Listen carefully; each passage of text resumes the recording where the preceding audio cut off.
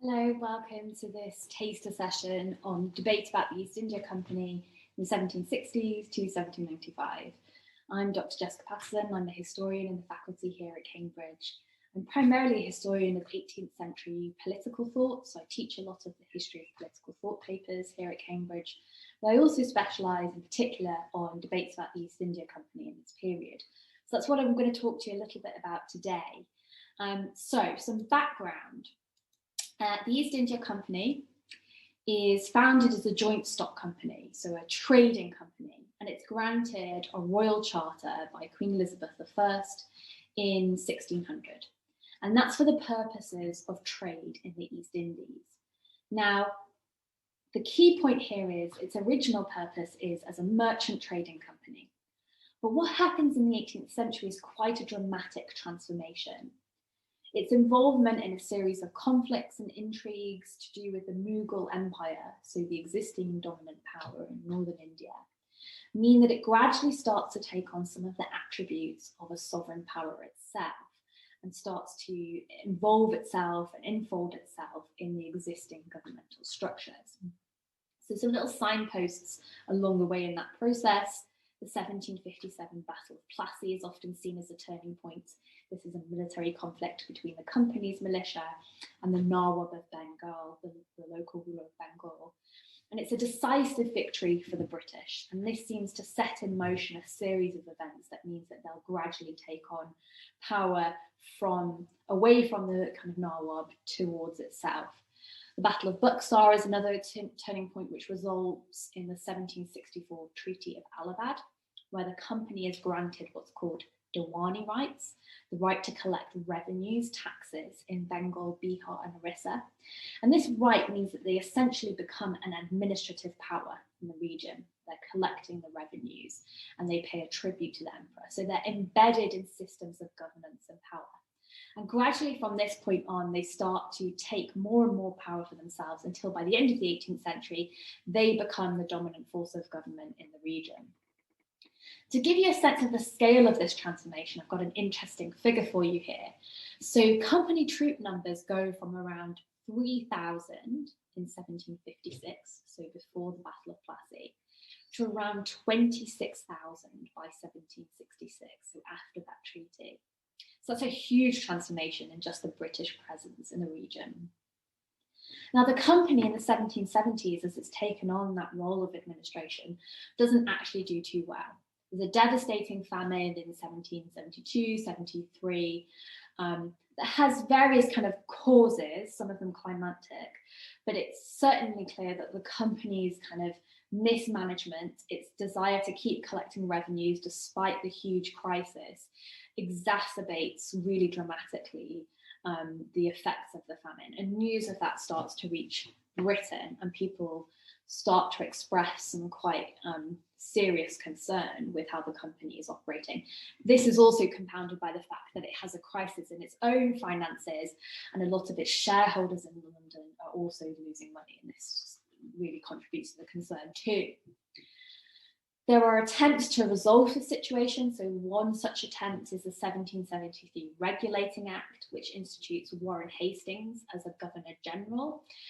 He's responsible for reforming and instituting a plan of government in Bengal. But as we shall see, he becomes a very controversial figure in and of itself. Another attempt is Fox's India Bill in 1783. This is a proposal to bring the company under tighter parliamentary control. It's unsuccessful, but later acts sort of move towards this model. But that's a good hint of how actions sought to being taken. And then finally, another really decisive moment is the trial, the impeachment trial of Warren Hastings, which lasts a long time, as you can see from that date range. And really, this is where all of the concerns about the company are aired publicly as part of the trial. Accusations of corruption and mismanagement come to the fore. Ultimately, though, Hastings is acquitted, and we might see that as another turning point at the end of the 1790s towards the maintenance and establishment of a much more assertive imperial British Empire in India. So that's a kind of rough overview, but what I'm concerned with talking about and showing you today is how this excited quite a lot of debate in Britain, and in particular, quite a critical reaction to the East India Company that questioned it on the basis of corruption, morality, and legality. So I'm going to start with thinking about how this kind of impacts on the public sphere through the example of cartoons and caricatures to begin with. So I'm going to introduce you to this concept, this idea of the nabob. So the nabob is a figure who is seen as somebody who's kind of grasped, often through, it's implied, corrupt or nefarious means, a great deal of power and wealth in India, and they bring that back to Britain to exert quite a lot of influence, such as by purchasing a seat, an MP position in Parliament, which isn't too uncommon in the 18th century, and I don't have time to go into it, but I welcome questions about that. But so they're seen to be coming back into the British kind of political system, having acted in a corrupt way abroad, and having lots of wealth and influence when they return. The term nabob actually comes from the word nawab and its variants in South Asian languages, which is a royal title in the Mughal Empire. And like I said, in the 1770s, the company is seen to have kind of had various examples of their mismanagement. And it's at this point that we see the negative figure or negative depiction of the nabob. It's not a term of endearment, it's certainly a critical term. Being depicted through cartoons in particular. I've got two examples for you here. So the first is by very famous political cartoonist James Gilray, which is called Dunshaw, 1 foot on Leadenhall Street, and that's the East India Company headquarters in London, and the other in the province of Bengal. This is from 1788. Now here Gilray is depicting the ambitious nabob Henry Dundas, who's a Scottish member of the British aristocracy, who has ambitions to take on some very important roles in the company. And you can see here he's depicted in a mixture of Scottish dress, he's got a kilt on, but also Asian dress as well. And the Asian dress is a reference to a very common trope in the 18th century of kind of Oriental, Asiatic, Eastern, it's called these different things, Asian despotism. This is the idea that the dominant style of governance in the East and India, and this is very prevalent in Europe in the 18th century, is arbitrary and tyrannical. And it's a kind of very orientalized depiction of these all-powerful emperors. And so the concept or the connotation there is that he's been influenced by Eastern despotism in his own political ambition. So he's straddling these two aspects of the company and he's reaching for the sun and the moon. And he's put in this position to replicate the kind of visual imagery of the Colossus of Rhodes, who I've got on the left-hand side here. And this is an indication or a symbol of unmerited pride, arrogance, hubris, and the inevitable downfall. The title Dunshaw is also a play on Shah, the Persian word for king. So it's a jab at his kind of ambition, his power thirstiness, and his backdoor dealing. Often he's thought to have been involved in contributing to the downfall of his rival, Warren Hastings. So this is an idea of the nabob as a corrupt figure. But we also get more moral condemnations of nabobs that's concerned about their impacts on India as well. So here's another cartoon from Gilray on the right. And this shows Governor General Warren Hastings in the middle, on top of the back of Edward Thurlow, the Lord Chancellor, who was to be the judge in the impeachment trial. He's also in Eastern costume, this kind of nod to Oriental despotism, and we see him carrying his 2 bags of money back across the sea with him, and Thurlow is there as his pack horse, implying collusion, a collusion of the establishment in his corruption. And if you look carefully, you can see that the sea that he's wading across is filled with the bodies of South Asians, and this is a reference to things like the famine, his general mismanagement, and also his kind of military ventures in India. But Hastings himself is obviously unconcerned with that, and he's paying more attention to keeping his slippers dry out of the water. So this is a really strong moral condemnation of the government, the company's actions. Now, corruption, morality, the other one I mentioned was legality. So I'm going to move to a text to illustrate how this question is raised. So we might think about this as the question that gets posed in the period is, what is the legitimate or legal basis for a private company, a merchant company, to become a sovereign, exercising the powers of government? How does that transition take place? How does it become, as Edmund Burke put it, a state in the disguise of a merchant? And that's something that really concerns a lot of people in the period. Now, to give you a bit of context on the text that we're just going to look at that raises that question, Warren Hastings, in fact, commissioned the translation of some Indian laws, because Indian laws were used in the company courts, both Muslim and Hindu, to apply to its Indian subjects.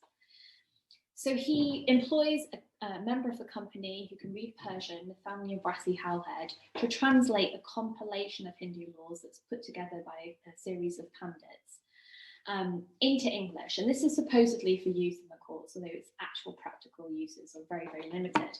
But it has a secondary function because it's also published in England. And it's not being used in courts in England. It's being used to enhance the reputation of the company, to be seen as an enlightened administration that pays attention to the existing practices of the rules of law in India. And many people accept it in this way. They think that Hastings, that's a good sign of Hastings' administration.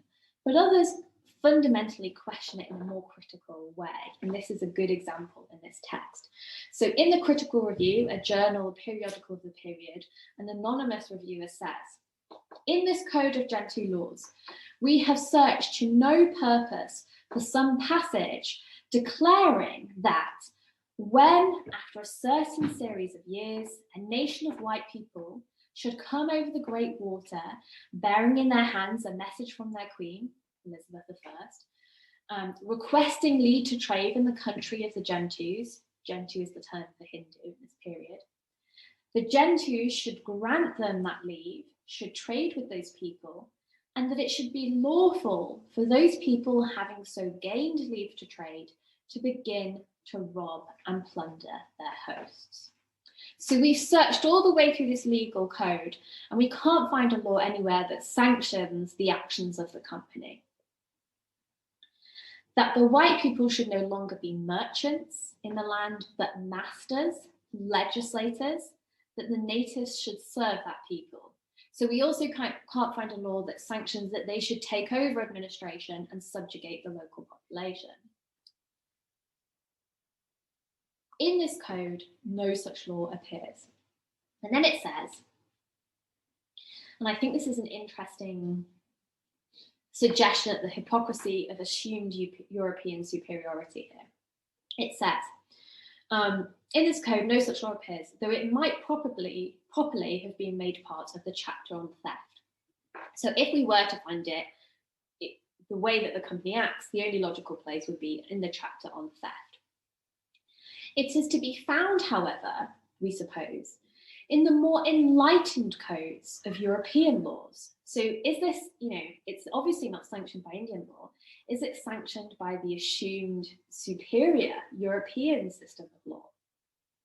In the sacred Shastra, perhaps, of European faith.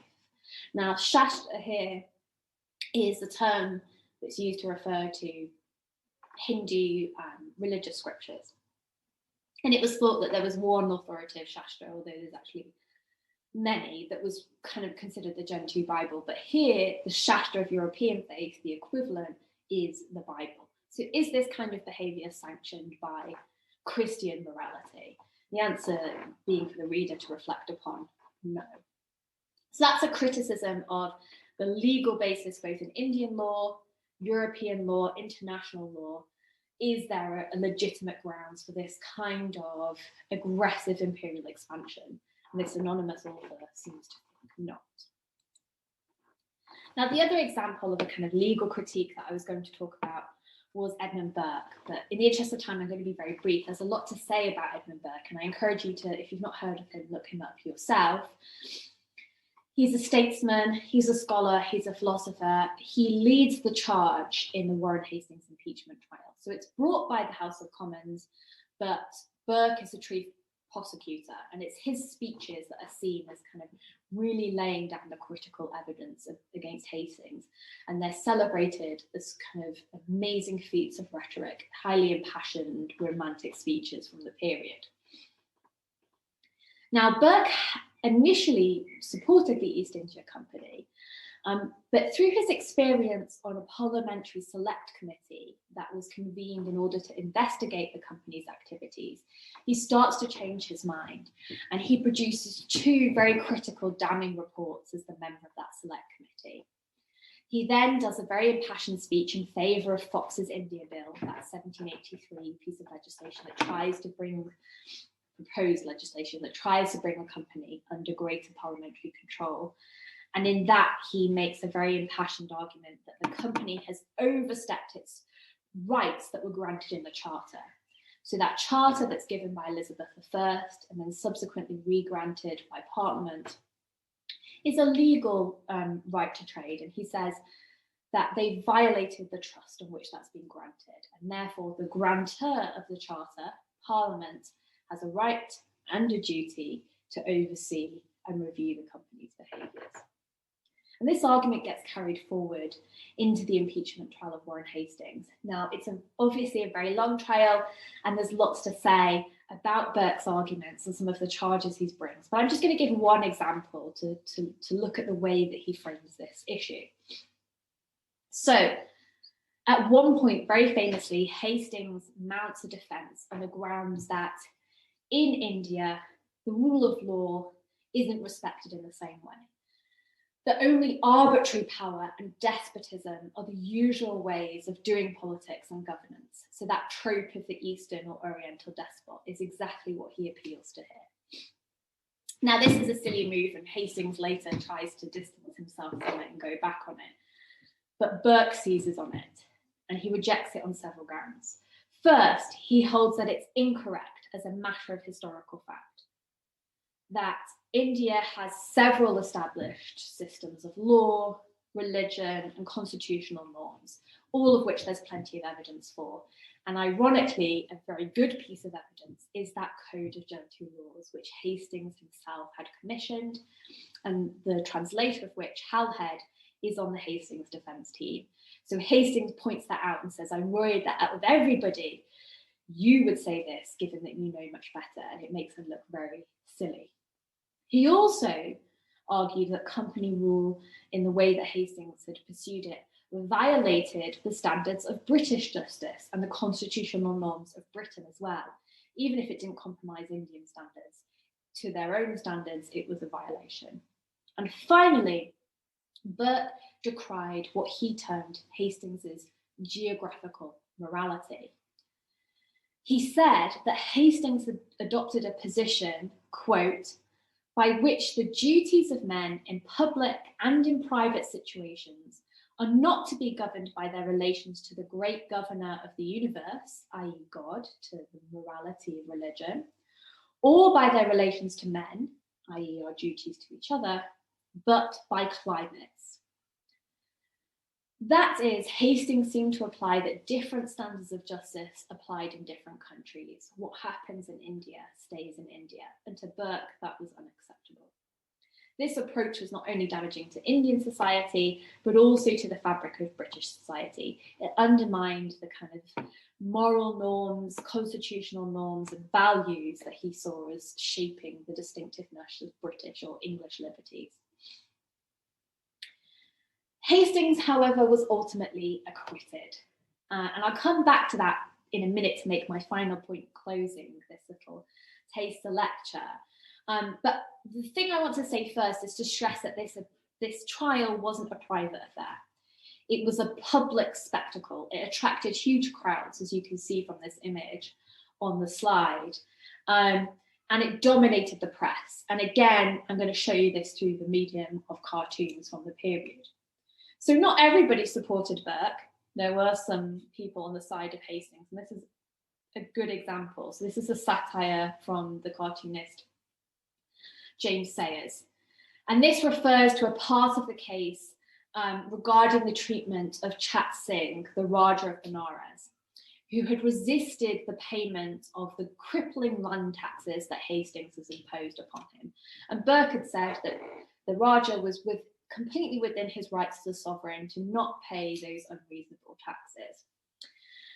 Now, this section focuses on, and the prosecution focused on, the event during Chat Singh's arrest.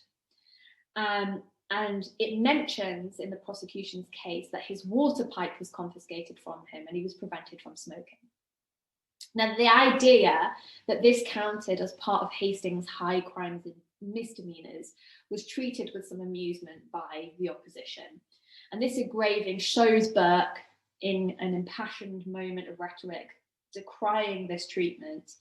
And on the other hand, it's got the Raja at the top, forlornly looking over the wall at his hookah pipe, his smoking implement, which is being smoked by Hastings, who's just out of the image. So this is essentially ridiculing Hastings's, Burke's passion for this moment of injustice. But it did also excite a kind of more critical concern with the corruption that the case was unfolding more generally. So again, we've got an example from Gilray, the bow to the throne, alias the begging bowl. And this shows Hastings in Oriental dress again on a throne, actually a toilet, distributing bags of money again to the Lord Chancellor, Edward Thurlow, to William Pitt, the Prime Minister, and to Queen Charlotte, who's clutching a sack of money at the bottom, and under her arm, she has in a box the diamond that he's reputed to have given the royal family in an attempt at a bribe. And you can see him there kissing Hastings' foot. At the back, we have George III picking up the last bits of scraps of the coins that are falling into the commode. So again, this is an indictment of the collusion of the British establishment with Hastings and his misdemeanors in India. And it's seen as a kind of corruption that's infected the political society of Britain. So to end up, why was Hastings acquitted? Well, for that, many historians have suggested that we have to look closer to events in Europe, in particular the 1789 French Revolution and its increasingly radical turn with the rise of the Jacobin terror and the guillotines. Britain is drawn into a war against revolutionary France, and this spills out onto Indian soil. So as well as clashing with French troops in India and seizing their bases, such as Pondicherry, the British also spread rumours that one of their main Indian rivals, the Tipu Sultan, has colluded with the Jacobins and set up a Jacobin club in Mysore, which forms a pretext to depose him. So a number of historians have pointed to these events, like P.J. Marshall, and suggested that the conservative reaction to revolution in Britain, coupled up with a more nationalistic feeling towards Britain's empire in India, which was increasingly seen as a bulwark against the spread of anarchical, dangerous revolutionary ideas across the globe.